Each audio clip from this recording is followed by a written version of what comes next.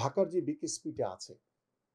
বিকেএসপিটি আছে সেটি শুধু একমাত্র ভালোভাবে ফাংশন করছে, বাট আমাদের দিনাজপুর, বরিশাল, সিলেট আমাদের কিন্তু ওইভাবে কাজ করছে না।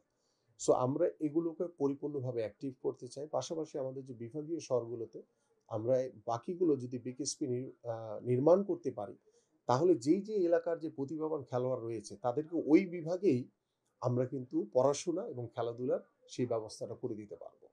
এবং এই যে দেখেন আমার যে স্কুলে বাধ্যতামূলক করে দেওয়া খেলাধুলাকে, আমরা নতুন করে স্পোর্টসের নামে প্রতিভাবান খেলোয়াড়দেরকে তুলে আনা এবং বিকেএসপি নির্মাণ, সেই ক্ষেত্রে বাংলাদেশে ক্রীড়া ক্ষেত্রে অনেক কিন্তু কর্মসংস্থানের রাস্তা তৈরি হবে।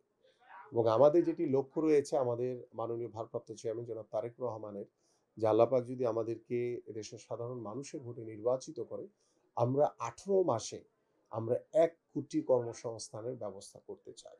এবং সেই 1 কোটি কর্মসংস্থানের মাধ্যমে আমাদের 1 কোটি যারা বেকার যুবক আছে তারা কর্মসংস্থানের সুযোগ পাবে।